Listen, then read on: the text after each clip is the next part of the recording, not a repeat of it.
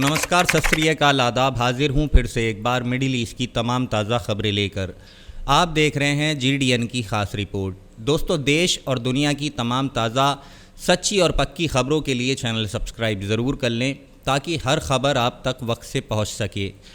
दोस्तों, जहाँ हर मोड़ पर सियासत, कूटनीति और जंग की कहानियाँ लिखी जा रही हैं, इस वक्त दुनिया की नज़रें टिकी हुई हैं वाशिंगटन और तेल अवीव के बीच होने वाली उस मुलाकात पर जो सिर्फ दो नेताओं की बातचीत नहीं बल्कि पूरे मध्य पूर्व की सियासत का रुख पूरी तरीके से बदल सकती है। जी हाँ, आज एक बड़ा फ़ैसला हो सकता है, यानी कि आज 29 सितंबर को नेतन्याहू और डोनाल्ड ट्रंप की एक ख़ास मुलाकात होगी।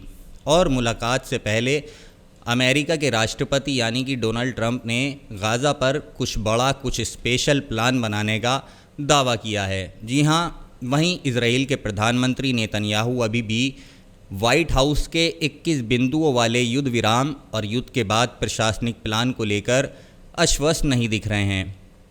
ट्रंप ने अपने अंदाज में सोशल मीडिया पर लिखा, हमारे पास मिडिल ईस्ट में महानता हासिल करने का इस वक्त असली मौका है। सब लोग साथ में हैं। पहली बार कुछ ख़ास होने जा रहा है, बड़ा होने जा रहा है और हम इसे पूरा करके रहेंगे। लेकिन दूसरी तरफ नेतन्याहू फॉक्स न्यूज़ से बातचीत में कहते हैं कि काम ज़ोरों पर चल रहा है, अभी अंतिम रूप नहीं दिया गया है लेकिन चल रहा है। यानी तस्वीर साफ है कि अमेरिका और इजराइल दोनों के बीच अभी भी कई पेच फंसे हुए हैं। गाज़ा की जंग ने अब तक 65,000 से ज़्यादा लोगों को लील लिया है। हालात दिन ब दिन बिगड़ते जा रहे हैं और इंसानियत की सबसे बड़ी त्रासदी सबकी आंखों के सामने है। दोस्तों, ऐसे में वाइट हाउस का ये नया प्रस्ताव बेहद अहम माना जा रहा है, लेकिन नेतन्याहू के करीबी अधिकारियों का कहना है कि वो इस पूरे प्रस्ताव से पूरी तरह से सहमत नहीं हैं। उन्हें सबसे बड़ी दिक्कत है फ़िलिस्तीनी अथॉरिटी की भूमिका को लेकर, और प्रस्ताव में भविष्य के फ़िलिस्तीनी राज्य का जिक्र भी उन्हें खटक रहा है। जी हाँ, 3 इजरायली अधिकारियों ने कहा है कि प्रधानमंत्री नेतन्याहू अपनी शर्तें रखेंगे और इसमें कई बदलाव करना चाहेंगे। इस बीच हमास की ओर से भी एक बड़ा बयान आया है। उनका कहना है कि हमें कोई नया प्रस्ताव अभी तक मिला ही नहीं है। जी हाँ, लेकिन अगर हमारे मध्यस्थ भाई हमें कोई मसौदा देंगे तो हम उसे सकारात्मक और ज़िम्मेदार तरीके से देखेंगे, यानी मंजूर कर लेंगे, बशर्ते उसमें हमारे राष्ट्रीय अधिकारों का सम्मान हो। अब सवाल ये है कि क्या ट्रंप वाकई ऐसा कुछ बड़ा कर पाएंगे जो पिछले कई दशकों से कोई अमेरिकी राष्ट्रपति नहीं कर पाया।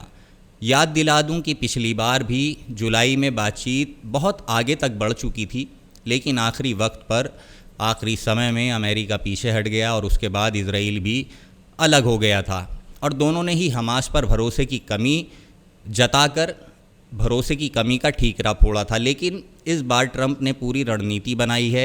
न्यूयॉर्क में संयुक्त राष्ट्र महासभा के दौरान उन्होंने अरब देशों के सामने ये प्लान रखा। वहीं नेतन्याहू ने ट्रंप के दूत और दामाद, जिनका नाम जारेड है, उनसे भी चर्चा की। वाइट हाउस की कोशिश है कि इस बार सभी पक्षों को एक साथ बांधा जा सके, लेकिन नेतन्याहू की अपनी मुश्किलें हैं। उनकी गठबंधन सरकार में शामिल कई दक्षिणपंथी नेता जैसे इतमार बेन ये खुले तौर पर धमकी दे रहे हैं कि अगर युद्ध ख़त्म किया गया तो वो सरकार गिरा देंगे।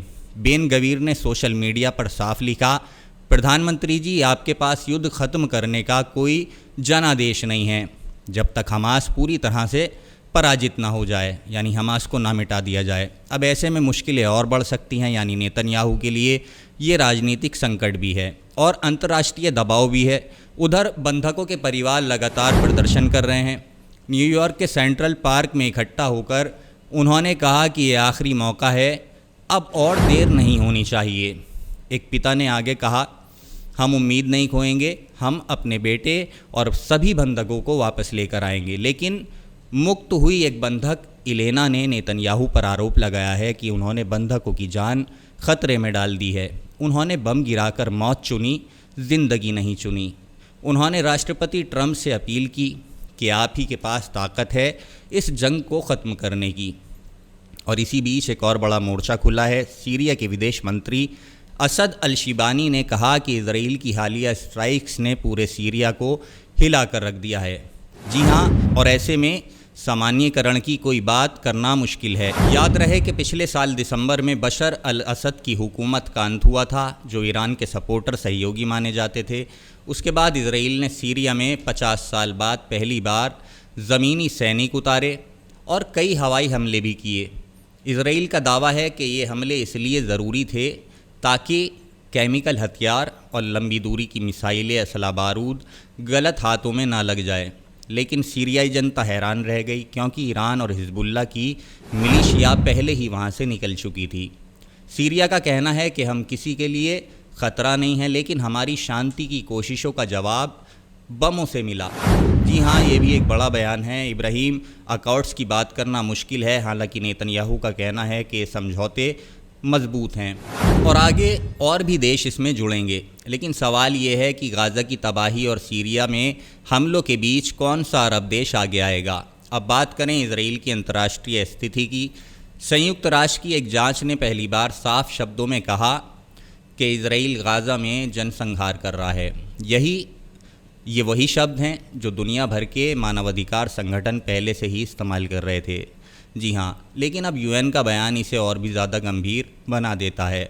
इजराइल ने इस आरोप को खारिज कर दिया है और कहा है कि वो आत्मरक्षा में काम कर रहा है, जो हमेशा कहता है। लेकिन दोस्तों, अंतर्राष्ट्रीय स्तर पर इजराइल को अलग थलग करने की मुहिम और भी ज़्यादा तेज़ हो गई है।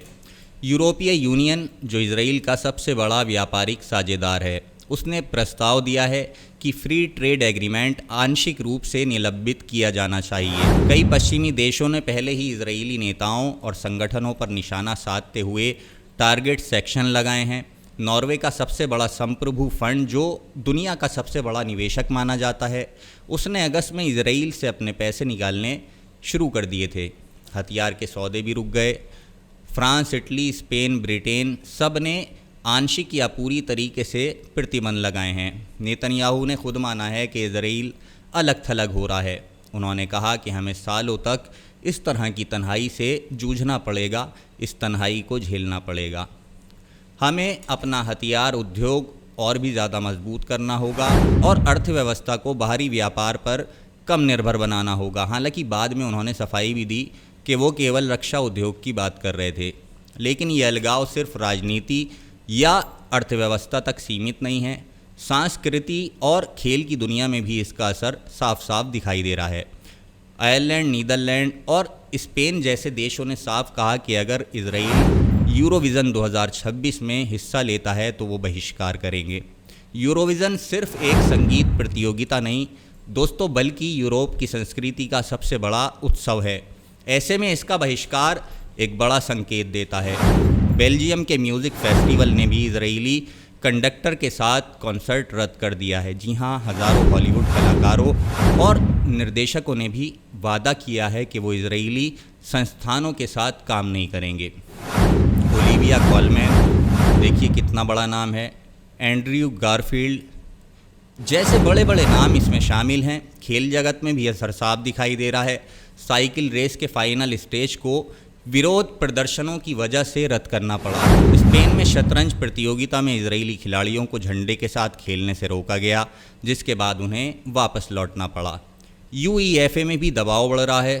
सुपर कप फाइनल से पहले मैदान पर बच्चों की हत्या बंद करो, नागरिकों की हत्या बंद करो जैसे बैनर देखे गए। और अब चर्चा है कि कहीं इजराइल यूरोपीय फुटबॉल से भी निलंबित ना हो जाए।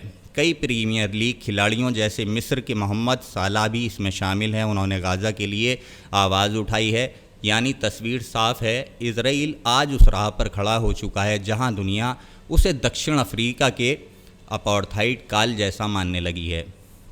उस वक्त भी धीरे धीरे आर्थिक और सांस्कृतिक बहिष्कार ने पूरे शासन को हिला दिया था।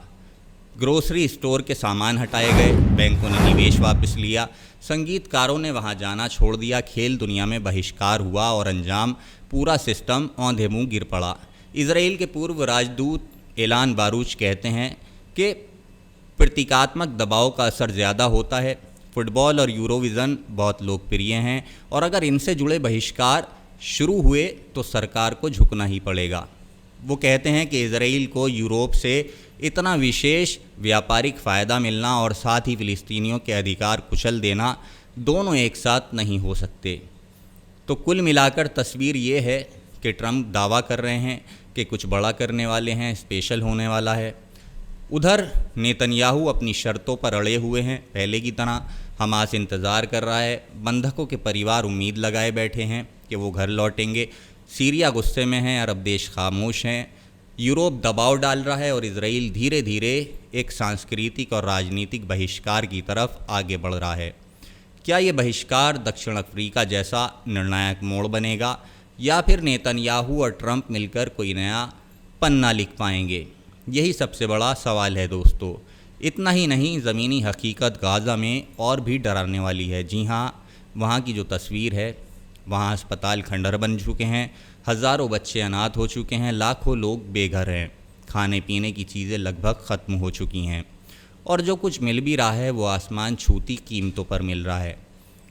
दोस्तों, बिजली और पानी की किल्लत ने हालात और भी ज़्यादा बदतर कर दिए हैं। ऐसे में किसी भी तरह का युद्ध विराम सिर्फ एक राजनीतिक समझौता नहीं बल्कि ज़िंदगी और मौत का फ़ैसला होगा। अभी दुनिया की नज़रें आज यानी कि 29 सितंबर की उस मुलाकात पर हैं जहां ट्रंप और नेतन्याहू आमने सामने बैठेंगे और चर्चा करेंगे। सवाल यही है कि नेतन्याहू अपनी राजनीति से ऊपर उठकर कोई फ़ैसला लेंगे या फिर ये मौका भी इतिहास की किताब में एक अधूरी कोशिश बनकर रह जाएगा। फ़िलहाल इतना ही, लेकिन इस कहानी का अगला पन्ना बहुत जल्द लिखा जाएगा और हम आपके साथ उसकी हर लाइन साझा ज़रूर करेंगे। फ़िलहाल के लिए बस इतना ही, इजाज़त दीजिए।